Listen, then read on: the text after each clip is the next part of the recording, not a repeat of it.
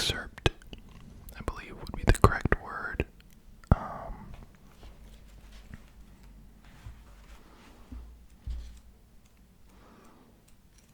This book is primarily about financial literacy and financial education, but still very interesting if you guys don't really know much about financial things. I'm just going to turn the brightness down on my light a little bit. If you don't know much about financial advice or you don't have much of a financial education, then this is definitely a good book to check out.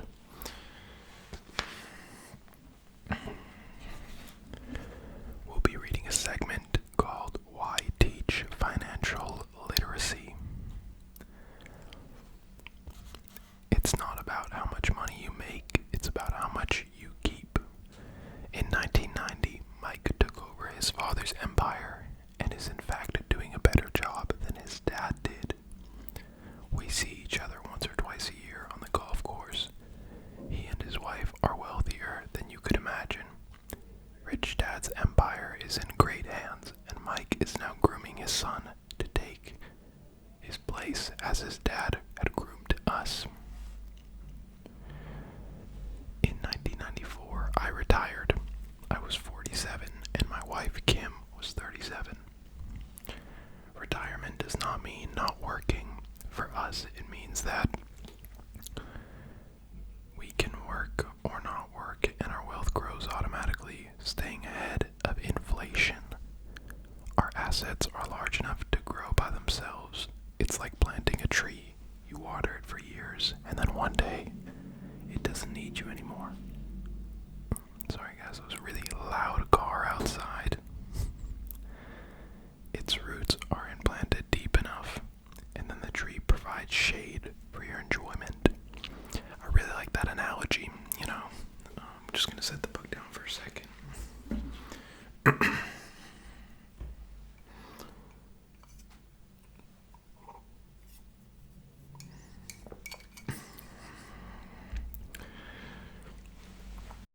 So yeah, I really do think that financial literacy is something important that they should be teaching in school. You know, how to invest money and how to save money. You know, how to do your taxes, how to, you know, things like that. I do think they're very important. But obviously they're not really mentioned in education too much, if at all. Let me know down below if you guys ever had any financial education in school. Also, don't forget to like this video if you're enjoying it, and subscribe, and comment if you want to see any other video ideas. Comment down below.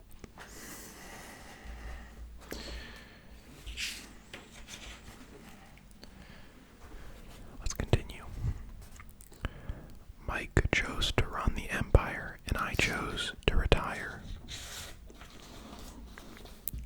Whenever I speak to groups of people, they often ask, what would I recommend that they do? How do I get started? Is there a book you would recommend? What should I do to prepare my children? What's your secret to success? How do I make millions? When I hear one of those questions, I'm reminded of the following story. The richest businessman. I doubt if anyone can say what really happened to these men. If you look at the date 1923, it was just before the 1929 market crash and the Great Depression, which I suspect had a great impact on these men and their lives. The point is this: today we live in times of greater and faster change than these men did, and I suspect there will be many booms and busts in the coming years that will parallel the ups and downs that these men faced. I'm concerned that too many people are focused on money and not their greatest wealth, their education. If people are prepared to be flexible, keep an open mind, and learn, they will get richer and richer despite tough changes. If they think money will solve problems, they will have a rough ride. Intelligence solves problems and produces money. Money without financial intelligence is money soon gone. That's very interesting. It reminds me of the quote. If you teach a man to, I don't know what it is exactly, but it's like if you teach a man to make, if you give a man $1, you feed him for a day or something like that. Or if you give a man something, then you feed him for a day. And if you teach a man something, you feed him for life. I don't know what it is. I'm gonna look it up because it's gonna annoy me if I don't get it right.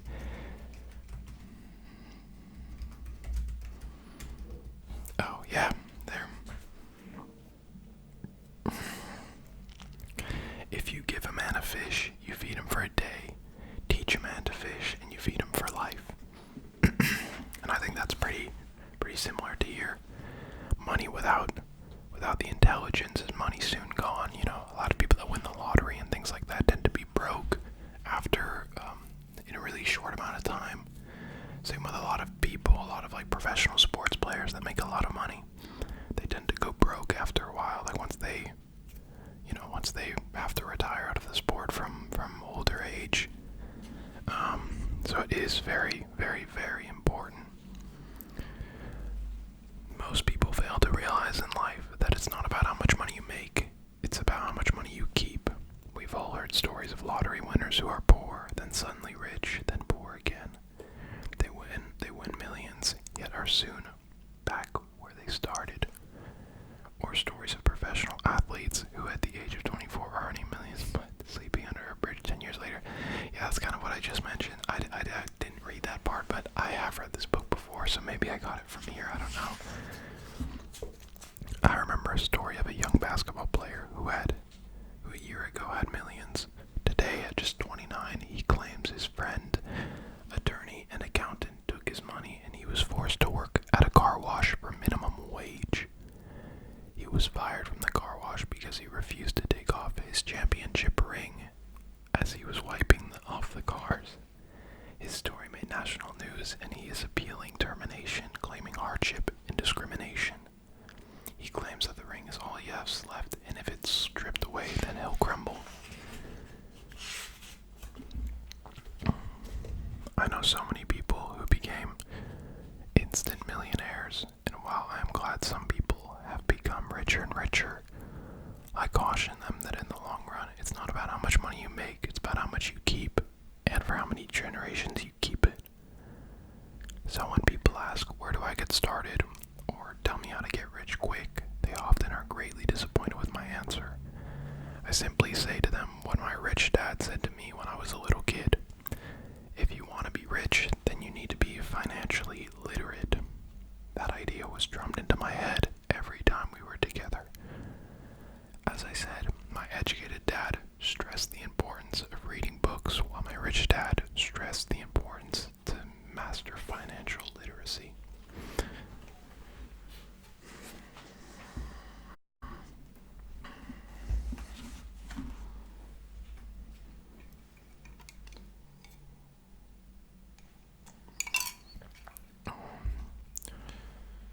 So yeah, it is very interesting that, just a piece of air on the mic, it is very interesting that there isn't, it's such an important part of our society, the idea of money. Once you're past the age of whatever, then you work, and a lot of the reason that you work is to provide for yourself or for your family. And to provide for your family, you need money, which is kind of the sad reality, but in our society, that's kind of how it works right now. And I think probably, hopefully soon, there'll be more schools teaching classes like that. I mean, I took economics in high school, and we didn't really have anything like that in high school. Granted, when I went to university, they had. I studied business, so I had a few degrees kind of relevant to becoming employable. So I had an employability module, which kind of taught you how to write a good resume or CV. Told you how to behave in job interviews, things things like that. And then I had two accountancy things, which talked about how to, how to like manage your assets and your liabilities and like how much money you have in your cash flow, which was pretty good. But like, I think that financial literacy is important for people that don't like business as well. Obviously, like, it's one of the building blocks of our society, and everyone needs money to survive to an extent. So even people that want to go into like English or science or just anything not business related, I really think they should learn about finance and about money and becoming financially literate.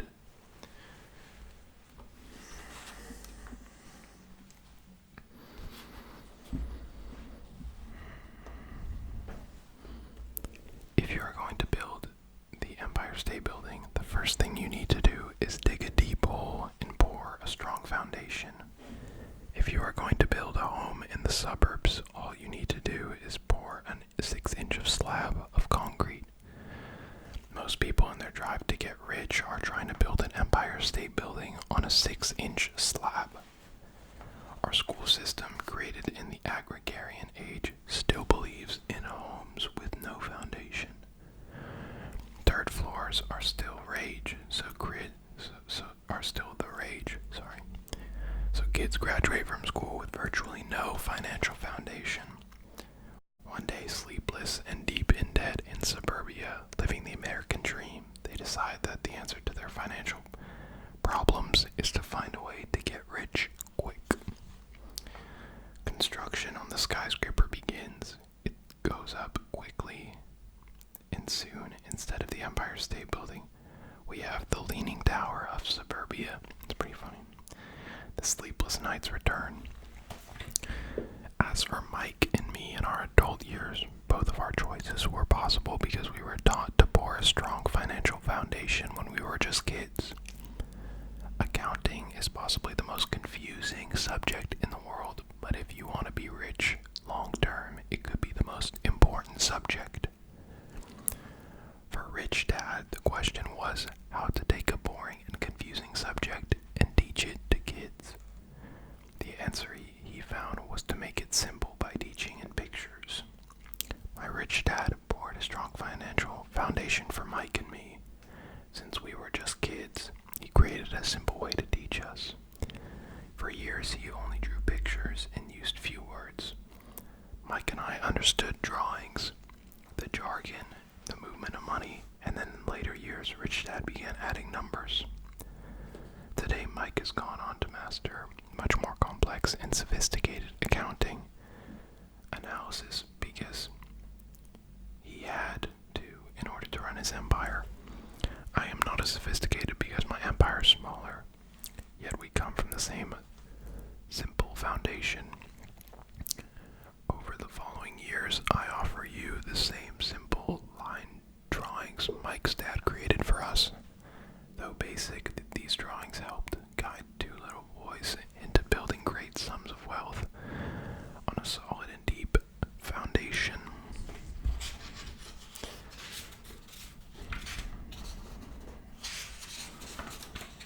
Okay, so I'm going to show you guys the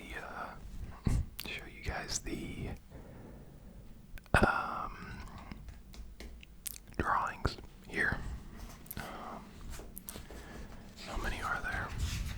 I think there's like 5. Okay, so if anyone wants to learn a little bit about financial literacy right now, here,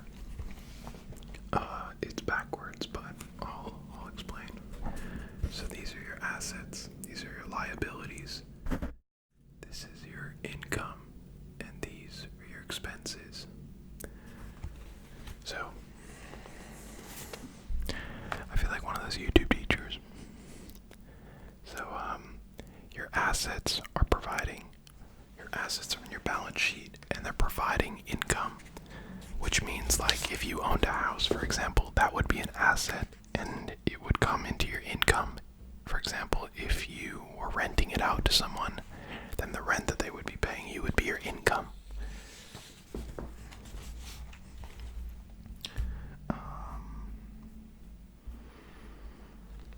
What else do we have? So, this is cash flows. So this is your asset, this is your income, so these are your liabilities, and these are your expenses. So let's say you own a car, for example. You own a car, so a lot of people would consider their car to be an asset, but in reality, I would consider it more of a liability. I can't lie. Because it's an expense, because you're paying for it, you're paying insurance, you're paying gas, you're paying repairs. Guess it just depends on how you look at it. So this is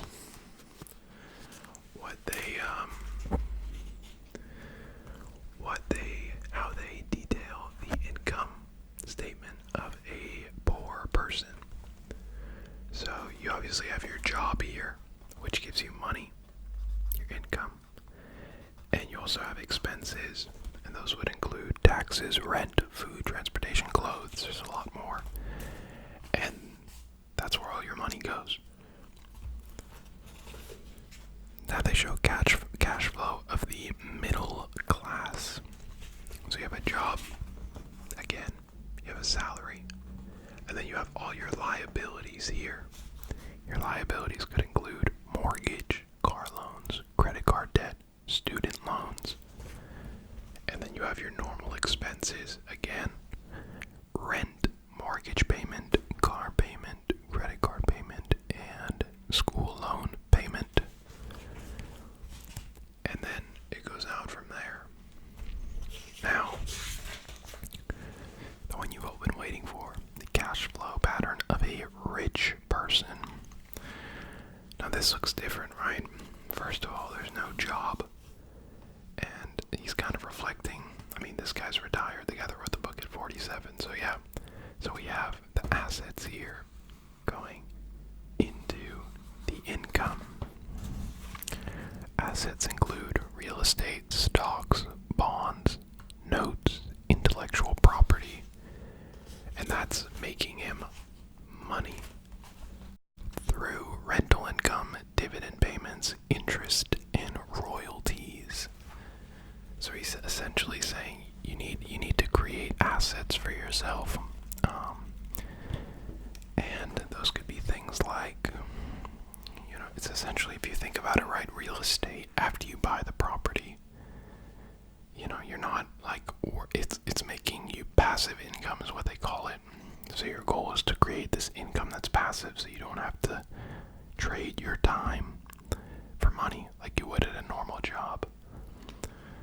And yeah, guys, hope you guys enjoyed this little cozy ASMR reading with a little bit of financial education in it. If you want to see more videos like this, don't forget to like the video, don't forget to subscribe, and finally comment down below if you guys want to see any other future ASMR content. Shout out to Kendall J for recommending the ASMR reading, and I'll catch you guys next time.